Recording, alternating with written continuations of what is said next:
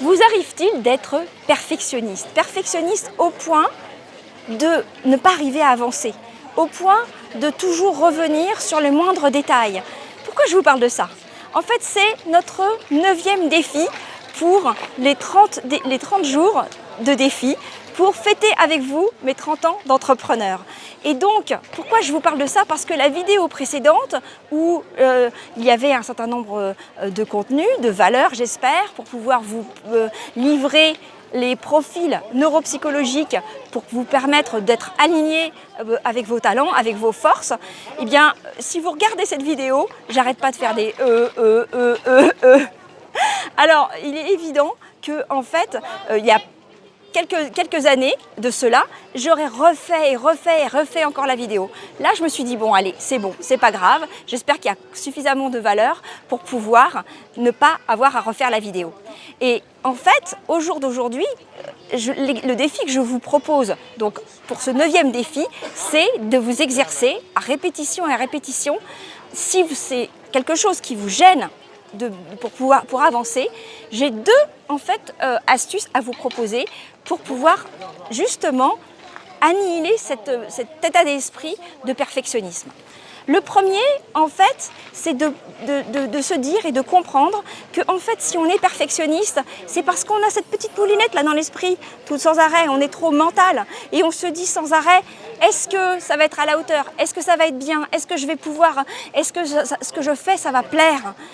Et la deuxième chose, c'est que du coup, comme on est mental, on ne travaille pas sur notre instinct. Ce que je vous propose déjà dans un premier temps, c'est de vraiment vous connecter à votre instinct, à vos sens, pour pouvoir justement faire parler votre inconscient, faire confiance à votre inconscient.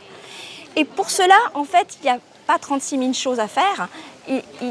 Allez dans l'activité physique, la marche, ressentez votre corps, pour faire parler votre corps avant tout et pas simplement être dans la moulinette.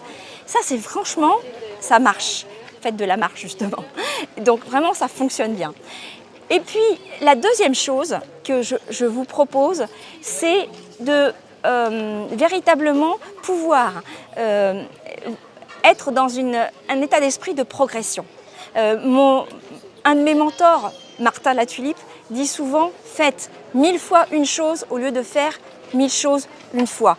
Si vous n'êtes pas à l'aise en vidéo, c'est évident que la première fois, vous ne serez peut-être pas à l'aise. Mais après, à refaire,